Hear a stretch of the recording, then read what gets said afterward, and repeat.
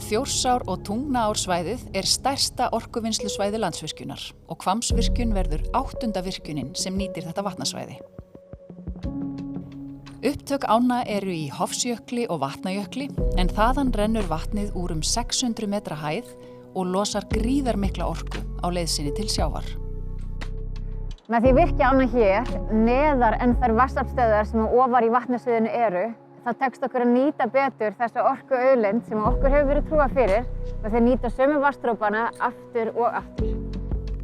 Hvammsvirkjun nýtir fall Þjórsár neðan Búrfellsvirkjunar frá svokölluðu Yrjaskeri og niður fyrir Ölmóðsey og hefur þannig áhrif á rennsli Þjórsár á 10 kílómetra kafla. Þessi virkjun svokölluð rennslisvirkjun. Hún mun því ekki þurfa hefðbundið stórt miðlunarlón, heldur minna lón, svokallað inntakslón. Inntakslón nauðsynlegt til þess að við getum nýtt fall árinnar. Lón og miðlanir ofar í vatnasviðinu jafna rennslið inn í okkar lón og þess vegna vatnsborið þar nokkurn veginn stöðugt. Með þessu móti getum við keyrt Hvammsvirkjun nokkurn veginn á fullum afköstum allan ársins hring. Hagalón verður 4 ferkílómetrar og mest áberandi breytingin sem fylgir virkjuninni. Þá verður Þjórsárdalsvegur færður á 7 kílómetra kafla. Svæðið í kringum þessa fallegu aflstöð verður gert aðgengilegt fyrir almenning með gönguleiðum og það verður líka hægt að koma hjólandi og hestum yfir stífluna en ekki á bílum.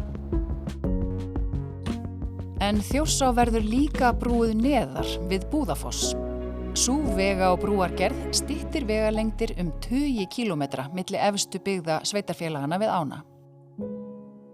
Hvammsvirkjun tengist beint inn á flutningskerfi Landsnets, þannig að við þurfum ekki að fjölga háspennumöstum á svæðinu. Við þurfum hins vegar að færa 4 þeirra og auki hækka 2 önnur. Við hönnun virkjunarinnar var tekið tillit til laxastofnsins í ánni. Lífríki árinnar hefur verið rannsakað áratugum saman og í Hvammsvirkjun verða kaplanvélar þær fiskvænustu sem völ á. Þar verður líka fiskistigi og seiðafleita og þannig getur fiskur komist upp ána og seiði komist niður ána á leið sinni til sjávar. Seiðafleitan var hönnuð í samræmi við niðurstöður umfangsmikilla straumfræðirannsókna sem Háskóli Íslands, Háskólinn í Reykjavík, Hafrannsóknastofnun, Verkís og Kófi framkvæmdu fyrir Landsvirkjun. En það oft spurt að því í hvað orkan að fara. Svarið ekki alveg eins einfalt og hér áður fyrir þegar bygging virkjana hélst í hendur við uppbyggingu stórnotenda.